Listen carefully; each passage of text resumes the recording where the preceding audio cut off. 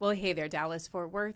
In this month's real estate market update, we are talking about the rapidly growing inventory of new builds and what that could mean for the resale market. Then I'll get onto the monthly market numbers for DFW. So let's get to it. New builds. We are seeing some interesting things worth noting in the new build sector right now.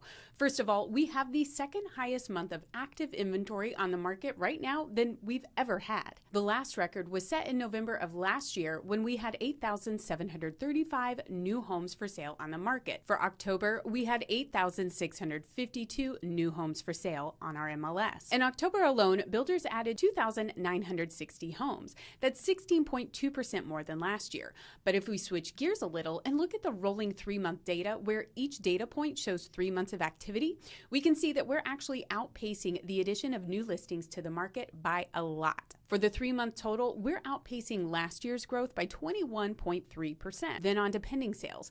And I look at that data point to show interest in the market, and pendings are an indicator of where closings will soon be. So if pendings are down, we'll see a decrease in closings. Just as if they're up, we'll see an increase in closings. Year over year, our pending sales are up 19.9%, but they are going down month over month.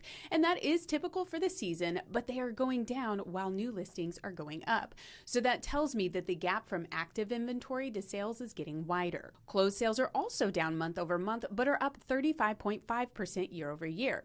And I think a lot of that has to do with the fact that builders are incentivizing a lot more this year than they were last year. The months of supply went up month over month and is now at 4.2 months of inventory. It has been slowly increasing since July. The days on market are actually down month over month, but up year over year. Now, saying all these numbers and we're doing one thing month over month, but another thing year over year, well, it's just a little dizzying. So to simplify this information, here is what we have: the negative markers.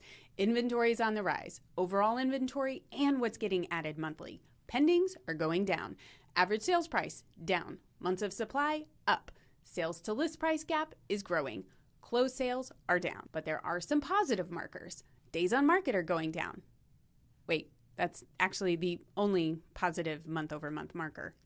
Now, some of this can be explained by seasonality, that this is just the time of year we traditionally see month over month negative data. This is why it's also important to look at year over year data. And it is important to remember that last year we did have some of our worst numbers. So we're not really comparing this year to a blockbuster year last year, but it's still worth noting that based on year over year data, our pending sales are up for new construction, closed sales are up, and the months of supply is actually down. So that tells me that demand is increasing, just not enough to absorb the recent increase in supply. Now, I was talking with this data about the VP of sales for a national builder last week, and it was pointed out to me that even though we're seeing numbers of inventory on the MLS go up, what's important to note is how many of those units are actually finished construction. Now, I don't have access to that kind of data to see what overall percentage of finished inventory is currently listed on our MLS versus unfinished inventory, but that is something I could get by neighborhood lookup. So if you are looking at buying a new home and want to know if that particular neighborhood has a lot of finished inventory, which by the way, if it does, that means you're more likely to get a better deal on a new home, then let me know. I can look that up for you. So now the second part for this new build news is, how does this affect the resale market? Well, if you are a resale home in an area with no new builds around, congratulations, you are in luck and this really won't apply to you. But if you are a resale home in an area where new construction is going on, your pricing could start being affected if it hasn't already, especially if you're in one of those neighborhoods with more finished inventory. Builders are highly reactionary. We have seen 3 months of declining builder sentiment, and when builders get nervous, they start dropping prices. And as prices drop, that forces down the value of resale homes in the same neighborhood. And it's already happening in neighborhoods where builders are heavily incentivizing their spec homes.